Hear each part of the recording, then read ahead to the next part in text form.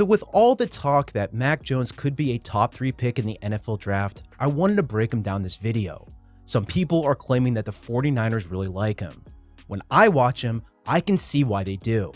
He's a very systematic quarterback. He's the type of guy you can clearly trust to execute an offense. He throws with good anticipation. He seems to have a good sense for pocket awareness, and his accuracy was really good in the short and intermediate passing game. Now, the question we have to ask, is that enough for a top 3 pick? Do those traits elevate him above some of the other quarterbacks in this class? I'll answer those questions by the end of this video, but first, let's start by looking at some of his best qualities. What I see from him is that he clearly understands this scheme. He operates it really well, doing a fantastic job of reading pre-snap coverage in order to determine where he should throw his pass. The ball is out quick and accurate to his target. He typically makes good decisions finding the open receiver, and generally speaking, there's a lot to like about that skill set. I mentioned this earlier, but his pocket awareness is one of his best traits. How he moves around the pocket to avoid pressure and throw with a clean base is something that he's really good at. He has no problem climbing the pocket. He does a good job cutting off angles, which helps his offensive line. And he does this all while keeping his eyes down the field. One thing that stood out to me is that he does a good job adjusting his throwing motion and body to making sure he can release the ball quickly. This is a great trait because it allows him to stay in structure with his offense. His timing to throw with anticipation is up there among the best of the quarterbacks in this class. Take this throw against Georgia. Alabama is lining up in pistol with 12 personnel in the field. Jones motions his tight end from the right side to help out with pass protection. Alabama then runs a double dig concept using their 2 receivers on the left. Since Georgia is playing cover 1 blitz, this creates one-on-ones with the wide receivers and their respective defenders. As Jones is dropping back, he reads the rotation of the safety. He then scans the wide receivers on the left and determines that Devontae Smith on the outside is in a perfect position for his throw. He has his defender on his inside hip pocket, and he knows he can create separation by jabbing his foot into the ground. Jones knows what he's capable of, and then he throws the ball on time to pick up the first down. I want you to pay close attention to when Jones actually releases his pass. It's out before Smith has fully broken on his route. Now, ideally, Jones would have placed his pass slightly in front of his target, but it's still a pretty good throw given the situation.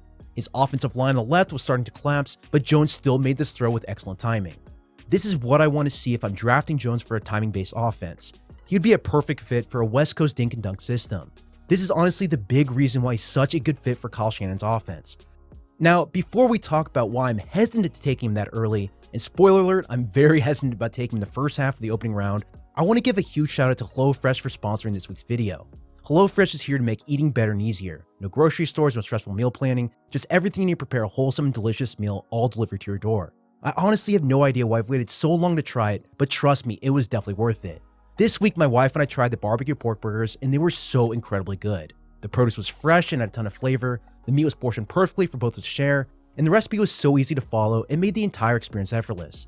HelloFresh has more 5-star recipes than any other meal kit, and they can all be finished in just about 30 minutes. Now, not only was everything delicious, but what honestly took the experience to the next level was just how flexible they were to my lifestyle.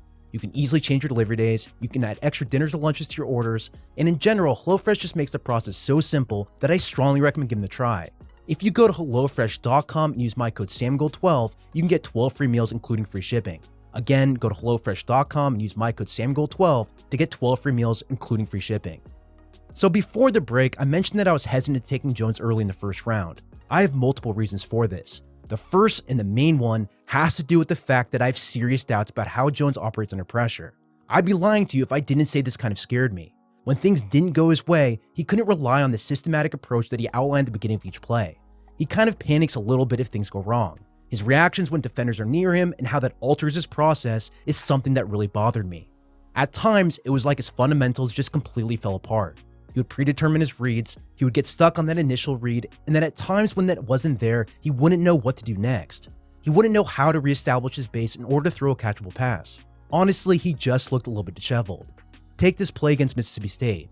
You have play action out of shotgun, and Jones clearly wants to go deep to his post. He stares at it waiting for it to get open. Now you have 2 safeties sitting there, and they completely locked this route down, yet Jones still threw it deep anyways. Meanwhile, underneath, you have your check down who can easily pick up 5 yards. On first down, this is exactly where I want him to throw the ball. Simply put, there's no reason to throw it deep. Jones locked into his initial read before the snap, didn't adjust post-snap to the coverage, and he still threw it regardless of the situation. The thing about Jones is that when things are going right, he makes it look easy. Seriously, when things were clicking and his offensive line looked good and his wide receivers were winning early, Jones has shown that he can make every single throw. The problem is that the bad plays when things don't go right early more than outweighed the good.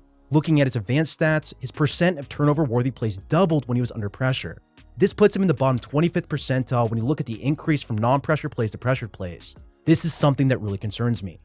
Now, you may ask yourself, why didn't this happen more often? Why didn't he turn over the ball more frequently, but instead put up such monster numbers in this offense? My reasoning for this is pretty simple. His offense masked a good bit of those issues. When you have Jalen Waddle and Devontae Smith as your main receivers, and you have Alabama's offensive line, you are in a perfect position to use that systematic skill set that Jones clearly has. If you look at advanced metrics, Jones was under pressure on just 19% of his dropbacks. That's the second lowest of any quarterback in this draft. The only QB that's lower was Brady White from Memphis, and he might not even get drafted. Needless to say, having this much talent around him clearly helped him make plays. The next question that you might ask is, why can't we make the same exact argument against Joe Burrow? He had a ton of talent around him at LSU, right? And he went first overall last season, so why not Jones? While this is definitely true, Burrow also made 3 times the number of tight window throws that Jones did, literally 124 to 44. Yes, LSU did have talent, but it's not the same as what Alabama had this season. Moving on, and outside of pressure, Jones's throwing motion leaves a lot to be desired. He doesn't bring his hips through the throw, and he often throws with his weight on his back foot. This leads to poor deep passes. He'll go back and forth between underthrowing and overthrowing deep balls way too frequently. I think he's gotten pretty good at using this motion for the short and intermediate passing game, but on long balls, I think this is why he struggles at times. He can be very hit or miss in this area. Now, this isn't to say that he missed every throw or that he's god-awful or anything like that. Generally, he's pretty accurate, especially on anything that's not deep. It's just that he does have a very distinct motion, and I don't think it's the full whip or hip drive through that I want to see. I do, however, think that he overcomes a lot of this with really good anticipation. That's definitely a plus. The final thing that I have to say about Jones is that he's not really the type of quarterback who's going to create a lot of plays for himself. That's not really his skill set. He doesn't improvise that well, his mobility is just okay, but he's just not really that type of guy that can really use his legs to extend plays. I think he got better at throwing receivers open as the season went on, which I did like to see, but what worries me about the lack of improvisational ability is that he doesn't have the skill set where the NFL is currently trending. If Mac Jones was entering the draft, say 15 years ago, this probably wouldn't be as big of an issue. But now that we've seen guys like Patrick Mahomes, you just feel like he's kind of missing an essential ingredient to be successful. Obviously, there are quarterbacks that don't have that ability. A guy like Tom Brady instantly does come to mind. However, the vast majority of the quarterbacks that we consider to be elite have it. Maybe it's possible that Alabama wanted him to stay in structure and not really use it, but this is something that stood out to me. With all that being said though, and I'm going to heavily preface this, later in this season he did create a couple plays for himself that I did like. However, I'm just in the opinion that it didn't happen enough. I can't comfortably say he has this ability and he can do it against NFL defenses. Moving on, let's talk about Mac Jones' pro comparison. The player I see when I study his film is Derek Carr from the Las Vegas Raiders. Both players have good accuracy, they both play with good pocket awareness, both can climb the pocket well and stay in rhythm with their offense, and both were extremely productive in college. They both also have issues where they'll stare down their initial read at times, and neither quarterback is that good under pressure. Now, Derek Carr has grown over the past few seasons. I'd consider him a top 10 to top 12 type of quarterback. At this point, that's about where I see Jones' current upside. I just don't know based on his skill set if he'll ever be considered a top 5 guy. This is my primary reason why I can't justify spending an early first round pick. Yes, there are obvious positives. We talked about anticipation, we talked about his decision making, and we talked about how well he moves in the pocket. Those things are all great, and please don't get me wrong, but as I said earlier, what worries me is pressure and the lack of true top tier upside. For this reason, the most I'm willing to spend on Mac Jones is a late first round pick. Well, that's all I have for you in this one. Again, and I feel like I need to be clear on this, it's not that I don't like Mac Jones or I think he's going to be a bust or something like that. It's just that his upside isn't as good as some of the other guys. As we looked at Justin Fields and Trevor Lawrence and Zach Wilson, I consider their upside so much more than I do with Mac Jones, and that's why I primarily have them as higher ranked. Next up on this channel, we'll look at Trey Lance. Make sure you subscribe to the channel below and keep an eye out for that one. As a side note, here is my current big board. This has all the prospects I've scouted so far, and I'll keep updating this as we get closer to the NFL draft. I just want to say thank you so much for watching, and you can find me on Twitter at Samuel R. Gold.